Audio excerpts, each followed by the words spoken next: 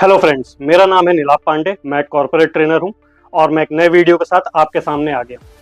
एक एम्प्लॉय जो होता है उसे अपनी पर्सनल प्रोडक्टिविटी पे बहुत ध्यान देना चाहिए। कैसे? आप अगर अपनी पर्सनल प्रोडक्टिविटी पे ध्यान देंगे तो आप ही वो लिंक हैं जो कंपनी को आगे बढ़ा सकते हैं। पर्सनल प्रोडक्टिविटी के लिए सबसे जरूरत है स्टोरी टेलिंग की। अब वो ये स्टोरीज नहीं है कि जो आप किताबों में पढ़ते हैं या आप यूट्यूब में देखते हैं।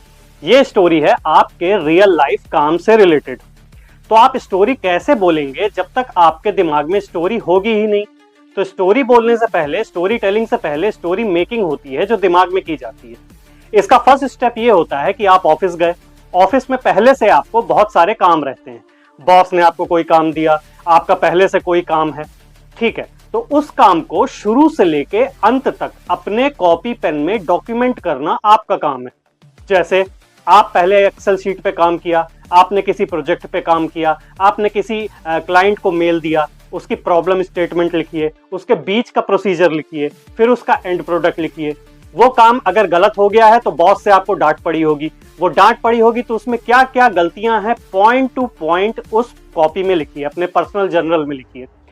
आपकी पूरी एक कहानी तैयार हो जाएगी। ये कहानी प्रोफेशनल होनी चाहिए और प्रोडक्टिव होनी चाहिए, मतलब आपने कोई काम, इंपॉर्टेंट काम कंपनी का किया हो।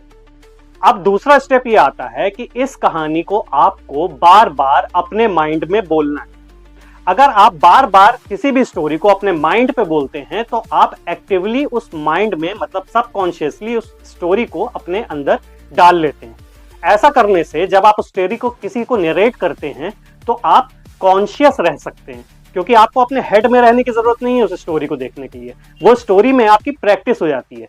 जैसे हम गाड़ी चलाते चलाते गाड़ी से ध्यान हटा के कुछ और सोचने लग जाते हैं और अपने घर पहुंच जाते हैं ना, क्योंकि गाड़ी चलाना हमारे सबकॉन्शियस में आ चुका होता है।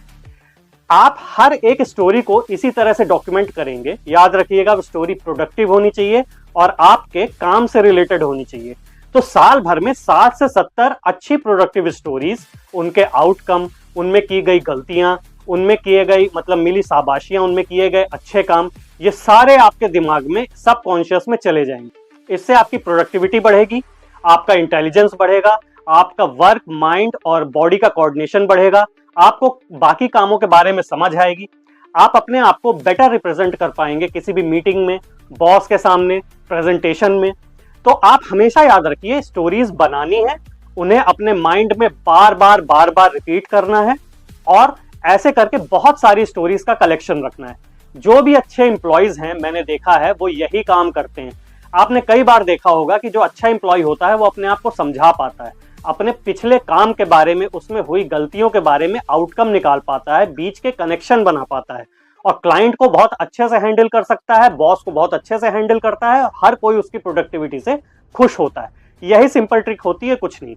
सुनने में बहुत आसान है लेकिन करने में बहुत ज्यादा कठिन है। मैं नीलाभ पांडे हूं और इसी तरह की साइंटिफिकली बेस्ड ट्रेनिंग लेके आता हूं। अगर आपको अपनी कंपनी में मुझसे ट्रेनिंग करवानी है तो हर एक वीडियो के में मैं अपना डिस्क्रिप्शन छोड़ता हूं, अपना मोबाइल नंबर तथा अपना मेल का लिंक। प्लीज कांटेक्ट कीजिए और साइंटिफिक बेस्ड ट्रेनिंग अपने कंपनी में दिलवाइए। Thank you very much.